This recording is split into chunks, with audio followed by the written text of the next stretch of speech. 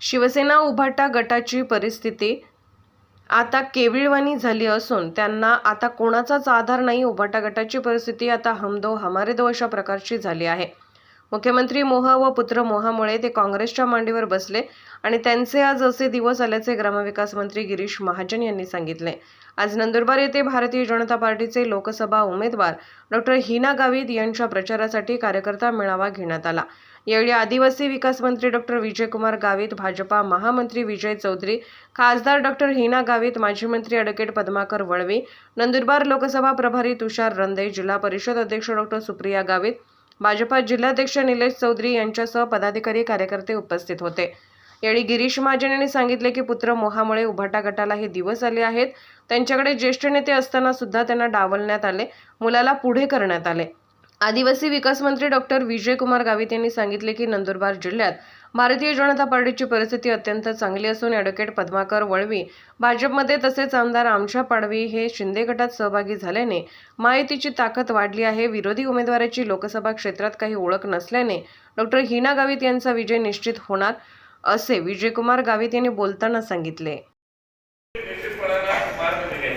जेव्हा त्यांच्याकडे विकासाचे मुद्दे नसतात, काही केलेले नसतात आणि तुम्हाला माहित आहे की एक गोष्ट चांगली झाली की आपल्या अगोदर अडीच 3 वर्ष उमेदवाराचे वडीलच मंत्री होते आणि त्यांनी काय केलं त्यांच्या कारकिर्दीमध्ये हे सर्वांना खूप जरी असलं तरी आपण पण थोडंसं निदर्शनास आणून द्यायचं आहे त्या भागामध्ये गेल्यानंतर। तर त्याच्यामुळे हे 2-3 विषय सोडले तर मला वाटतं की विकासाच्या बाबतीमध्ये केंद्र सरकारनं, मोदी साहेबांनी असेल, राज्य सरकारमध्ये भाजप सरकार असेल आपलं किंवा तिन्ही पक्षाचं आपलं सरकार आहे, या सरकारनं निश्चितपणानं या ठिकाणी खूप मोठ्या प्रमाणामध्ये कामं केलेली आहे। बऱ्यापैकी तुम्ही ते पोहोचवलेलं आहे। तर मला वाटतं त्या अनुषंगानं आपण घरोघरी जा, गावागावामध्ये जा, जिथे तुम्हाला काही अडचणी वाटल्या, तुम्हाला कुठे समजून सांगण्याची गरज आहे तर किंवा आम्ही बोललं पाहिजे वरिष्ठांनी, ते तुम्ही आम्हाला सांगितलं तर त्या ठिकाणी दुरुस्त करण्याचं काम निश्चितपणे करू। कारण भरपूर वेळ आपल्याला 1 महिना म्हणजे भरपूर आहे, तर त्या माध्यमातून ते आपण निश्चितपणे दुरुस्त करू। आणि आता काय झालंय की पद्माकर साहेब आले आपल्याकडे, पद्माकर साहेब आल्यामुळे परत हात जरा होणार आहे। एक काही लोक डोळे मिटून मतदान पण करणारे आहेत आणि त्याच्यामुळे आपण थोडंसं नजर ठेवा, लक्ष ठेवा आणि लोकांना समजून सांगा।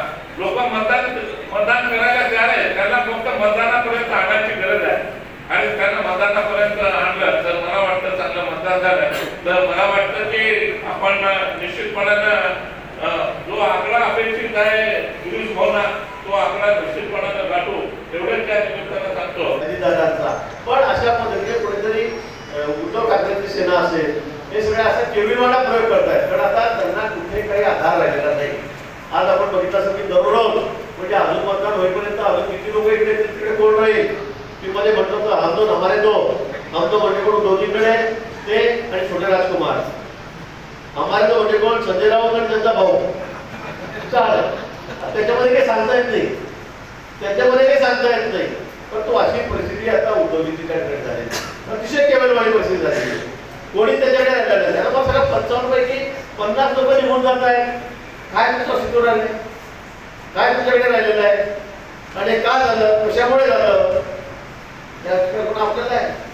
मागच्या वेळी त्यांना असुरा आनंद घ्यायचा होता मुख्यमंत्री पदाचा, आपल्याशी युती केली, 105 आपले आले, 54 त्यांचे आले, तरी सुद्धा मुख्यमंत्री आम्हाला करा, पहिल्यांदा करा, ठरलेलं नसताना सुद्धा त्यांनी तो आग्रह धरला आणि त्यांनी शेवटी काँग्रेसच्या मांडीवर ते बसले, राष्ट्रवादी काँग्रेसच्या मांडीवर ते बसले आणि त्यांची आयडिओलॉजी जी होती बाळासाहेब ठाकरेंची ती सगळं हिंदुत्व असेल ते सगळं गुंडाळून ठेवलं आणि ते त्या ठिकाणी जाऊन या पक्षाशी एकत्र आणि तेव्हापासून त्यांची सगळी अधोगती सुरू झाली।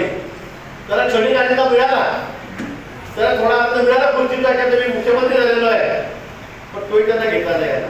कोरोना सुरू झाला, हे मात्र घराच्या बाहेर निघाले, एक दिवस घरच्या बाहेर निघाले स्वतः गाडी चढवायची, तेवढाच त्याने आनंद घेतला। कोणाच्या सुखात नाही, दुःखात नाही, कोरोनासारख्या महामारीमध्ये रस्त्यावर आले नाही, बाहेर आले नाही, मंत्रालयात आले नाही, पण तो देवाला ते मान्य नव्हतं। कालांतराने 8 वर्षाने पुन्हा त्यांच्या पक्षामध्ये लोकांची नाराजी समोर आली। एकनाथजींचं नेतृत्व समोर आलं. ते का पडले तर 2.5 वर्षामध्ये त्यांना जो पुत्रप्रेमाचा मोह झाला, मुलाला आमदार केलं आणि नुसतं आमदार नाही केलं तर माझं पुत्र नेतृत्व हाच राहिलेला आहे, कोणी याच्याकडे राहिलेलं नाही. आणि येणाऱ्या निवडणुकीमध्ये मला वाटतं त्याचं खातं सुद्धा उघडेल की नाही अशी परिस्थिती त्या ठिकाणी निर्माण झालेली आहे. ही त्याच्या कटुकामुळे आणि कुणाच्या मुलीच्या मोहामुळे झालेली आहे. त्यांचा विषय तर जाऊ द्या.